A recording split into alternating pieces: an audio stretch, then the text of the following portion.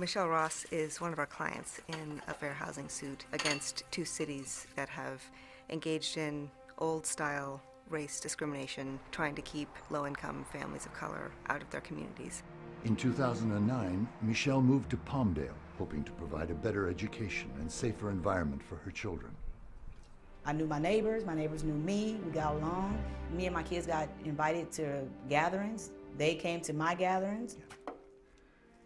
But that changed when Michelle's neighbors learned she was a participant in the Federal Housing Choice Voucher Program, known as Section 8.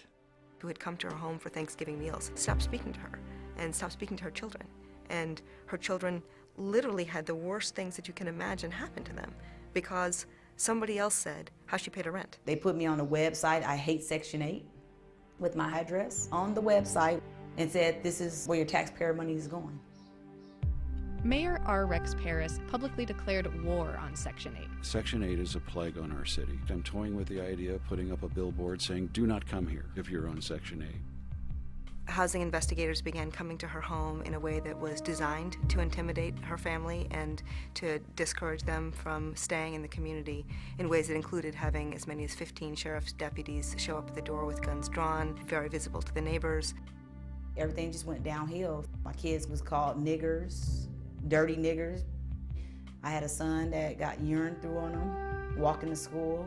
Sheriffs will pull them aside, and the first thing that they would ask, mainly African-American youth or Latino youth, they would ask them, is your parents on Section 8? Disturbing case of racial hatred in Palmdale. The people living in this Palmdale home were shocked when they found a racial slur scrawled on their garage. My daughter was leaving for school, and when we was getting in the car, we looked at my garage, and it had slanted all over there, I hate Section 8 niggers. It was unbelievable. We sat there for a minute, and my daughter turned around, she's like, Mom, can we please just move? There was a great deal of intimidation and a great deal of fear among Section 8 residents. And when we began this issue, they were even afraid to come out. They were even afraid to talk to the media. They didn't think that they would be safe at home after these multiple incidents and after they complained to the authorities and didn't get relief. Public Counsel, NLS, and the law firm of Aiken, Gump, Strauss, Hauer, and Feld filed the lawsuit in June 2011 to end the systemic campaign of harassment and racial discrimination by the city leaders on participants in the Section 8 program, nearly all of them Black and Latino. Public Counsel stepped in, and that's the kind of legal representation that we need. I thank God for him because I don't know who else would have taken on this issue. Right is right and wrong is wrong. And if no one fights for it, it's going to continue going on, it's not going to stop, and it's not going to get better. Kids shouldn't have to go through what my kids went through.